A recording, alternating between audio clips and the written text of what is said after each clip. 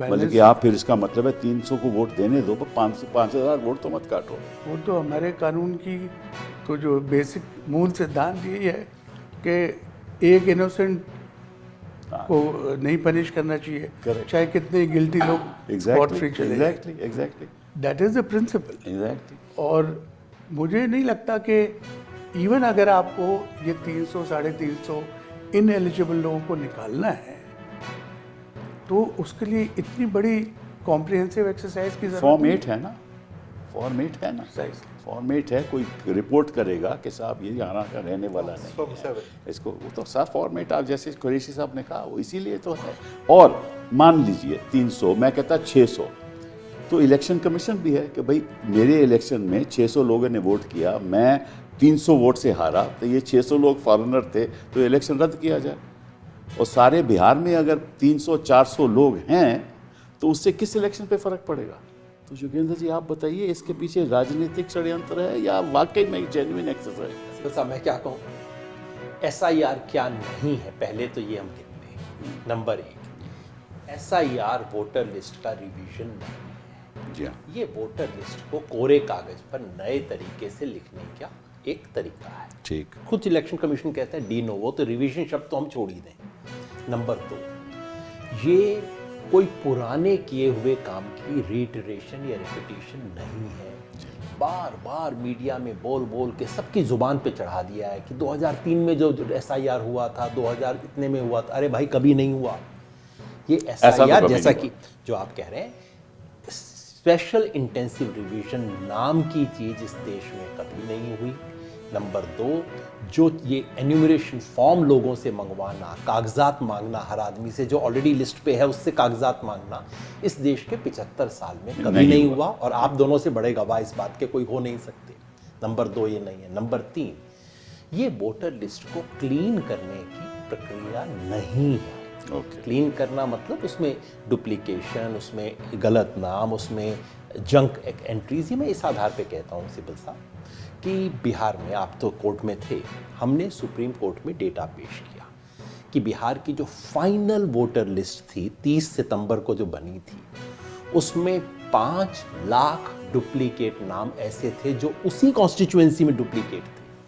अगर पूरे बिहार में डुप्लीकेशन देखें तो 59 लाख नेम ऐसे थे। हमने सुप्रीम कोर्ट में आंकड़ा पेश किया, चुनाव आयोग ने अपने काउंटर एफिडेविट में उसको डिस्प्यूट नहीं किया।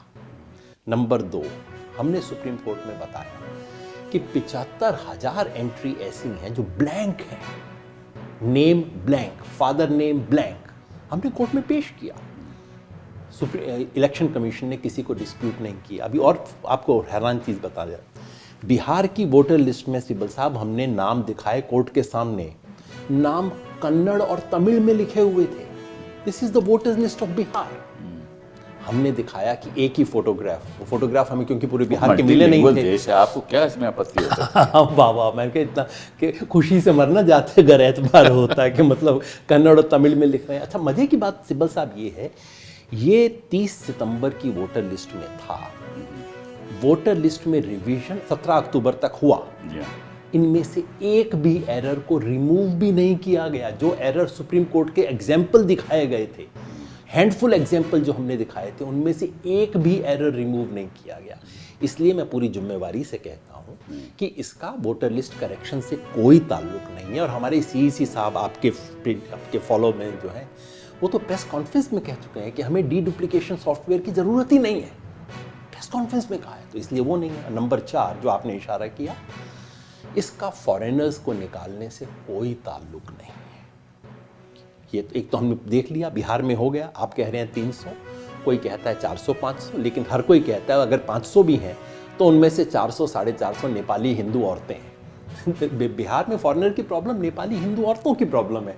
इसका किसी बांग्लादेशी रिफ्यूजी म्यांमारी से कोई संबंध ही नहीं है। तमिलनाडु में कौन सी प्रॉब्लम हो सकती है, केरला में कौन सी प्रॉब्लम हो सकती है? मतलब हो क्या, तो इससे नहीं। और इसका मैं फाइनल प्रूफ ये देता हूँ सिब्बल साहब, इस देश में कोई आप किसी समझदार इंसान से पूछिए कि भाई इस देश में सिटीजनशिप की प्रॉब्लम किस स्टेट में है, बोलेंगे आसाम। कौन सा स्टेट है जहां फॉर्मल डिस्प्यूट हुआ इस पे, आसाम। कौन सा स्टेट है जिसमें इस पे भारत सरकार का एग्रीमेंट हुआ, आसाम। कौन सा स्टेट है जिसमें सुप्रीम कोर्ट के सुपरविजन में इसकी जांच हुई? असम। और असम में उन्होंने क्या किया है? असम में जो SIR हो रहा है उसमें कह रहे हैं ना आपको ना एम्यूनेशन फॉर्म भरने की जरूरत है, ना आपके कागज जांचे जाएंगे, कुछ जांच नहीं होगी। मतलब कि बीमारी बहुत बड़ी है, दवाई बहुत कड़वी है, सबको पीनी पड़ेगी। हाँ, जिस एक आदमी का पता लगा है कि उसको बीमारी है उसे नहीं देने की जरूरत है, बाकी सबको ये देने भी की तो जरूरत बता दिए ना, शाम में वो जो नाम आए कि बाहर से लोग आए, 18 लोग हैं, 18 लाख है ना। असली कारण भी बता देते हैं। बता दीजिए क्यों? ना। क्यों नहीं हो रहा असम में? आप सोचेंगे भाई दवा सबको पिलानी है, बस सिर्फ जो एक मरीज है उसको नहीं देंगे, बाकी सबको दवा देंगे हम। क्यों भाई? क्योंकि असम में टेस्ट हो चुका है, ब्लड टेस्ट हो चुका है, रिपोर्ट आ गई है। असम में टोटल 19 लाख विदेशी हैं, ये सरकार के अपने आंकड़े हैं। और मुख्यमंत्री ने प्रेस कॉन्फ्रेंस में बोला है कि उस 19 लाख में से 7 लाख मुसलमान हैं। मतलब अगर 19 लाख विदेशियों के नाम कट गए तो उसमें 12 लाख वो होंगे जो बीजेपी जिनको अपना वोटर मानती है, और 7 लाख वो हैं जिनको बीजेपी अपना वोटर नहीं मानती। नुकसान किसे होगा? बीजेपी को। इसका असर चुनाव आयोग पे होना चाहिए, नहीं होना चाहिए? हुआ? बिल्कुल हुआ। तो इसलिए मैं कहता हूं साहब ये 4 चीजें तो नहीं है। फिर क्या है? तो फिर है एक क्या? मिनट आप मेरे को वक्त दें, मैं आपको बिल्कुल, एक बिल्कुल बताइए। क्लासिकल हिंदू थ्योरी बताता हूं। बता दीजिए। वो है देश काल पात्र। सन 2024 के चुनाव में झटका लगने के बाद मोदी जी को 3 चीजों का अंदेशा हुआ। देश मतलब स्थान, प्लेस। इस देश के कुछ ऐसे इलाके हैं जहां बीजेपी को बहुत अच्छा सपोर्ट नहीं मिलता। दूसरी समस्या थी काल, कैलेंडर। हर 6 महीने में इलेक्शन आ जाता है और हमें कुछ ना कुछ करना पड़ता है, लोगों के लिए 10,000 रुपए देने पड़ गए औरतों को। तीसरी समस्या थी पात्र। इस देश के कुछ लोग हैं जो बीजेपी के पक्ष में नहीं है। अब बीजेपी तीनों का परमानेंट इलाज कर रही है, और उन तीनों का इलाज ये है, देश की समस्या का इलाज है डिलिमिटेशन। जहां जहां बीजेपी को वोट नहीं मिलते उन स्टेट्स का number of members in the parliament कम होने वाले हैं। काल की समस्या, कैलेंडर की समस्या का सॉल्यूशन है 1 नेशन 1 इलेक्शन। 5 साल में बस एक बार मैनेज करना पड़ेगा, बाकी रोज रोज का झंझट ही खत्म। मतलब जो एक ही बार में 1-1 लाख रुपए, 10-10 लाख रुपए के जो बैंक अकाउंट में चले गया तो इलाज हो गया। सर फिर वो पाकिस्तान से लड़ाई भी हो सकती है। बड़े 3 महीने में अगर आपने सब कुछ करना है तो बड़े बड़े इलाज हैं इस देश के अंदर। एक बार में मैनेज हो गया, रोज रोज का चंटाई खत्म हो गया। ठीक है। और ये जो पात्र की समस्या है उसका इलाज है SIR, कि उस पात्र को निकाल दो। तो देश काल पात्र तीनों को मैनेज किया जा रहा है। लोकतंत्र भी होगा, चुनाव भी होंगे, और बीजेपी के जीतने की गारंटी भी होगी। तो मतलब एक बीजेपी की जीतने की गारंटी तो जरूर होगी।